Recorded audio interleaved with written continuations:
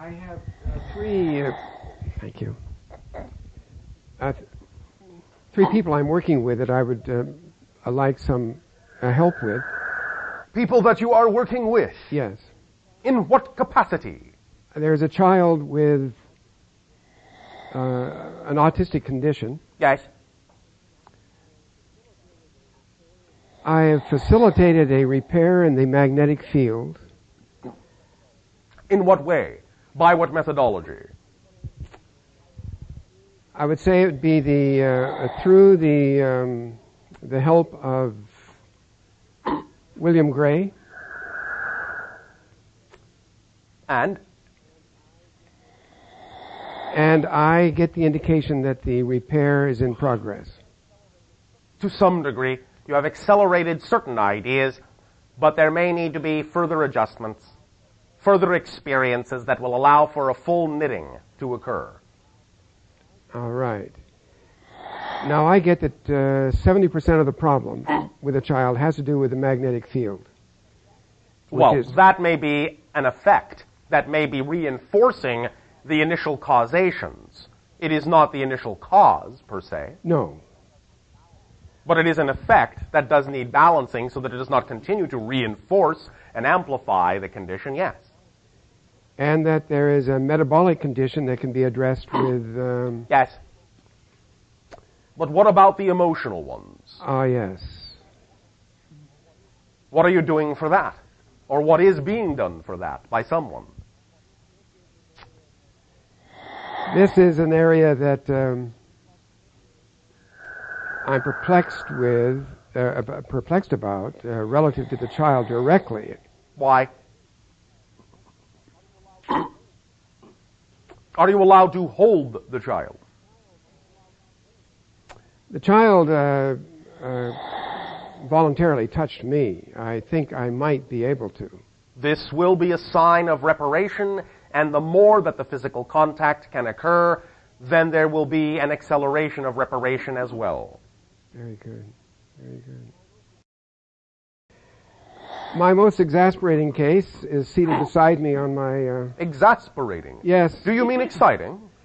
That too.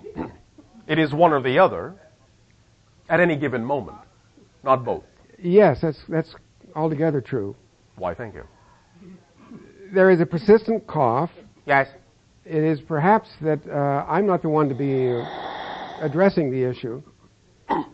We have attempted many things. Such as? Dietary changes. My gosh, so many. What about locational shift? Really? Where does this person really want to be? Aha. Explore the idea that they may feel they are being subjected to an environment that is not conducive to their being. Explore that and see what happens, what comes up. Yes. All right? And the third one. Yes. Lady called me from Los Angeles who's been dabbling, for quite a number of years has been experimenting. Undertaking work with Kundalini yoga. Yes. Without guidance. Without any guidance whatsoever that you know of. She's largely, this is what she says. Yes. And so? And sure, she's being overwhelmed by energies. Overwhelmed? Yes. She must find that exciting then. She finds it very uncomfortable. I see. In your assessment, without judgment, would you consider this individual to be, to some degree in your terms, say, somewhat melodramatic? That's a possibility I haven't considered. There seems to be a very considerable cost to her for this, for what's occurring. Cost? Physically. In what terms? Being incapacitated for considerable periods of time. And the question again, asked in a different way, what does this individual get out of being overwhelmed and incapacitated? This I need to investigate. Yes. Find out what the individual may believe is the benefit to appearing to function as an incapacitated and overwhelmed individual. Find out what would be considered an advantage to be in that state. Then you will have a key that you can turn. Thank you very much. Does that help you? It helps a lot. Thank you. Bashar? You. First I wanted to thank you for the last time that we spoke like this. All right, thank you. As well. For being such a perfect mirror. Thank to you. me. I realized I was being really hard on myself. Oh, all right. And thanks for playing that role out with me. My pleasure. I can't explain it, but the love I felt led me to understand the mirror, but Guys. I know that I don't know. I just want to thank you. Thank you for choosing to be more of yourself. We also appreciate it greatly. Anytime each and every one of you makes a choice to be more of yourself, to us, the energy, just as an analogy, is the finest wine. You follow? Cheers. Thank you. Yes, I follow. To your health. I was following and I had to be called because I have a few questions actually. Yes. Proceed. Uncork and proceed. Pour yourself You mean out. drain? Ooze? Yes, if you wish. About 2 months ago, And the Oz. the only way I'm just going to use words, but I don't know if I'm going to explain this properly, but Well, you've used a sufficient amount of them explaining that you're trying to explain, so why not just continue? I will. Thank you. The only thing I can describe the experience is that I fell into my heart All right. as far as That's poetic. when and yeah, apt. I know. It sounds trite, but Why? It is poetic and apt. okay. I hear you. Thank you. And I would say shortly after that, I started falling. It would like go from my mind to my heart and then into my navel. Yes. Connecting And the chakras. yeah, but what happened about 2.5 weeks ago, Yes. my mom had a heart attack, Yes. or a heart awakening, as I told her it was. All right. And at the time I got the call, I was in a very deep meditation. Yes. So, and I've been around heart patients, so it didn't scare me. But my will just came so forward. All right. And for about 2 weeks, monitoring it from here and then going to be with her, Yes. it affected like everyone I came in contact with. Yes. And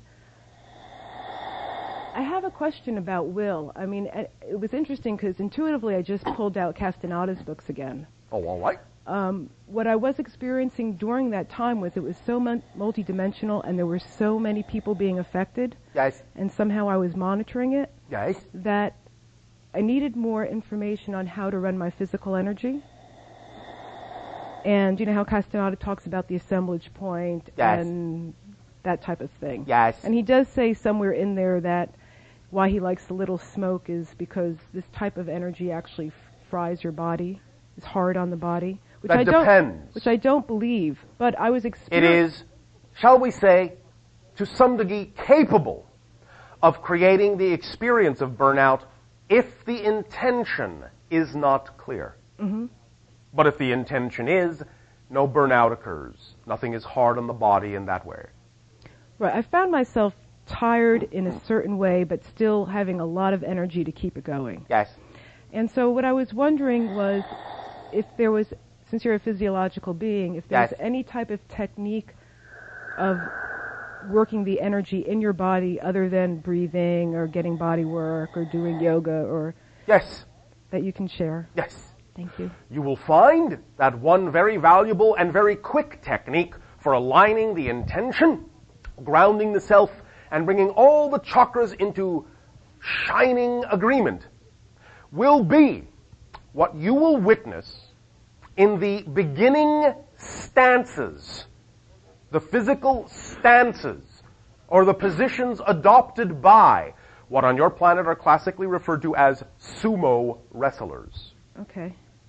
If you will observe the ritual of how they first will plant one foot, and then the other foot, with hands on thighs, with the accompanying sound from the gut, from the belly, from the throat, all in alignment, you will find that this will be a very aligning, purifying, cleansing, and clarifying technique. Then with the idea of allowing yourself to meet head-on whatever is coming at you energetically, but at that point then being not confrontive, but completely synchronized and meshed with the frequency of the energy. You and the energy will become one, there will be no difference, and you will find yourself standing stronger than before. Yeah, I actually had that experience. Oh, well, thank Somehow you. I knew to see no conflict, and there were a Yes. lot of conflicting things. Yes. In old labels, especially yes. with people being really afraid about Yes. it and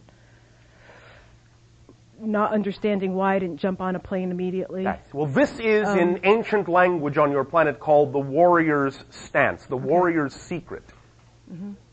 And you instinctively know it because you have been a warrior several times. Yeah, I guess I don't really relate to it as in a warrior sense, but We are simply using yes. the old term. Is Castaneda put out some videos where they show the exercises? I think it's called Ten's Integrity or something like that. Tensegrity. Yes. Is that... There is a similarity to tensegrity. It is not identical, but there is a similarity, and tensegrity is to some degree based and an offshoot of the very simplistic example we have already just given you. Okay. Would it be better just to stick with sumo wrestling? That's or up to you. Could I combine? You can do that, Okay. or you can create any combination of these ideas that work Right. best for you in your present assessment of who and what you are. Okay, I had one more question. Yes. In one of the little stories in, I think it was called, it was a separate reality, Don Gennaro is displaying to Carlos moving around a waterfall. Yes. And he throws some beams out from his assemblage point at his navel Yes. onto like a little rock. Yes. And he wraps the beams around the rock so he can then stand on this rock. Is that, I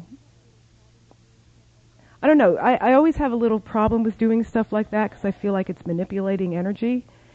You are manipulating energy anyway, in a sense, right? but you don't have to use the word manipulating if that Right. has a negative connotation to you. Well, I was wondering if how to create from the navel point, which do you start thinking of throwing out beams to things you want?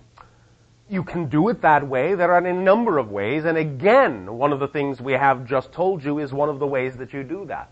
But in that sense, you are more likely throwing your entire attention out rather than singling it down to a single beam from the navel point. In a sense, you become the navel point. You become also the solar plexus. You become every chakra simultaneously in what we have already described as the seed form of what you have referred to.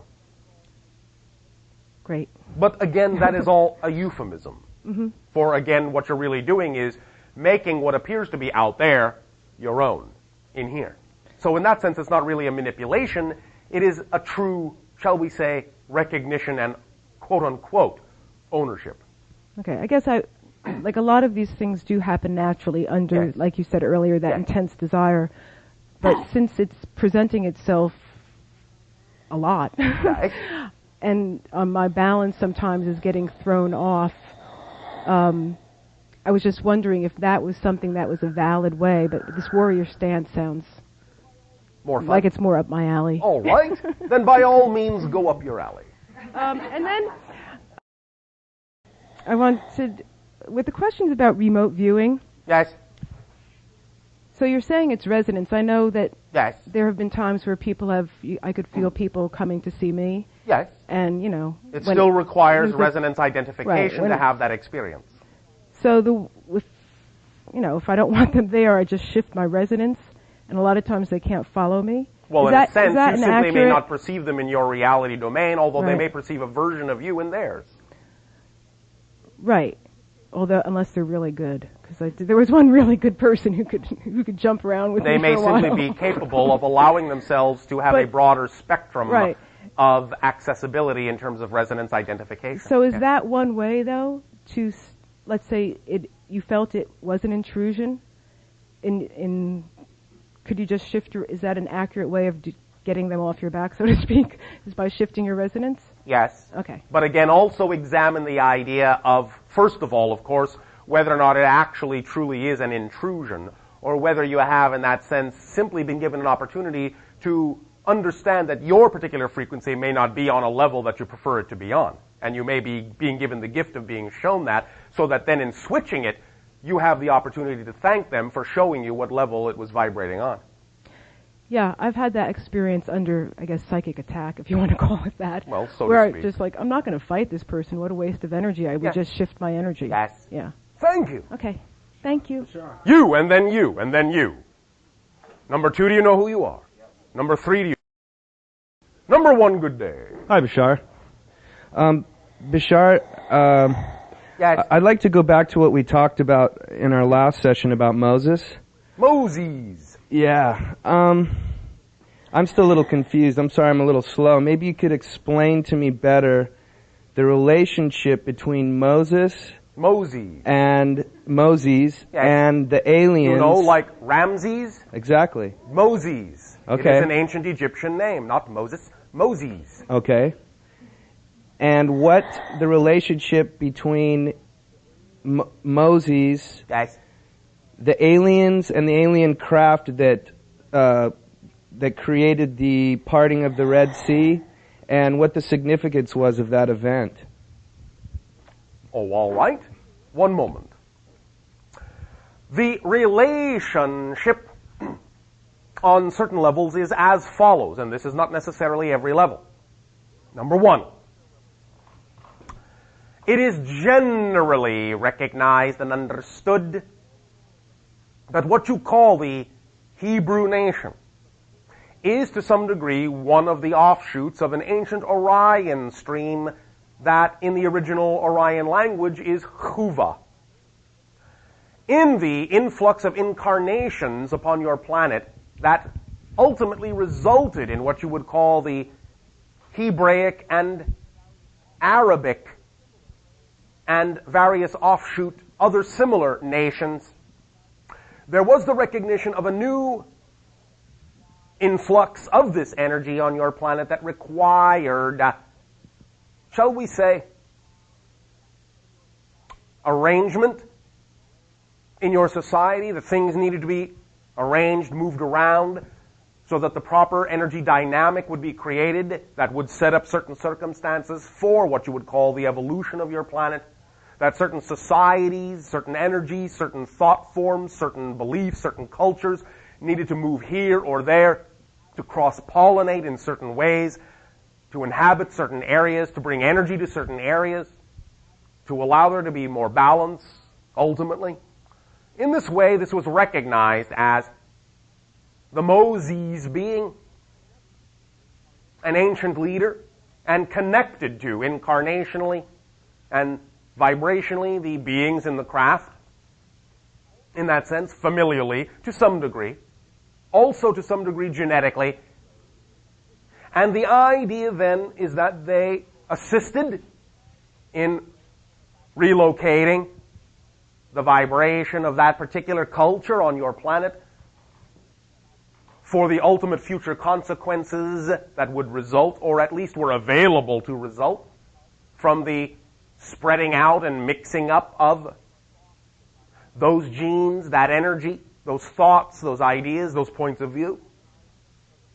And so there was, at that time, because of the nature of that time, being what it was, the ability to be open in direct communication, more or less, and to guide, to relocate that culture in a different place on your planet for the overall human agenda as it needed to be played out on the earth with regard to the mixing in of new energies, new incarnational energies. You follow? Yes, we've also discussed before a long time ago that also part of the reason of the negativity here on this planet is not only the polarity and the densification of our atmosphere, but also because of incarnations from the Orion constellation. So I'm wondering, is a lot of this because of what was created here, there was somewhat of a responsibility that was taken on by some alien races. And in fact, even Moses was a representation of that, and that he was actually trying to help to correct that Yes. as much as possible. Though he was not informed of the entire agenda, at least not in terminology that was understood by the extraterrestrials. Yes. A little bit different, but somewhat. For the purposes of the illustration, yes, it is sufficient. I'd like to move in another area if that's okay. Do you wish us to part any seas for you? Yes, definitely. Oh, all right. Are there reptilians involved with the Galactic Federation? No, Why not not? directly, no. Why not? It is, in that sense, not who they are. It is, in that sense, not their vibration to be. They are not, in that sense, a cohesive civilization, as you would understand that, in the way that is representative of those that are in what we call the Association of Worlds. It is, in a sense, an attached civilization, energetically, a limbic offshoot of the gray civilization, genetically engineered, and part of the collective consciousness of the grays that represents their primal level. In that sense, they do not function as a cohesive civilization, but as an appendage to another civilization. You follow? Yes, that makes sense, too. So basically, maybe, I know this isn't a very good way of wording this, but so they kind of almost didn't evolve exactly they were initially intended to evolve in. Again, the idea is that they were one of the first genetic manipulations derived from what you would call the dinosaur DNA on your world before the creation of the genetic manipulation of the hominid DNA that led to the human body. Yes, we discussed that. Yes. Okay. All right, I got a couple more for you. All right. You've said that your race of beings are a hybrid of us and the Greys, correct? Generally, yes. Were you initially created, maybe not in the final results, but here on this planet? Not so much, no. The idea being that most of our ancestors were finalized in their form in what you would call spacecraft, not actually on your planet. Though, again, genetic material was derived from your planet. Was it within our solar system? Yes, sometimes not. Initially, I mean like right off the bat. Off the bat. Right off the bat. There were stations that were set up in your solar system for the initiation of the hybridization experimentations, yes. And at the same time, on spacecraft that traveled out of your solar system as well. Okay, but not exactly on your planet, except in some rare instances where certain adjustments needed to be made, and it was deemed necessary that they needed to be made within the planetary environment, within the planetary gravity, within the planetary atmosphere, in order to give the genetic spin what it needed to have. But those are long over with in your term. Okay, Bashar, Yes. Are there any Anunnaki either here physically on Earth or communicating telepathically with anyone here? Not in their original form contemporarily, unless you are referring to the Greys as the devolved result of a certain branch of Anunnaki.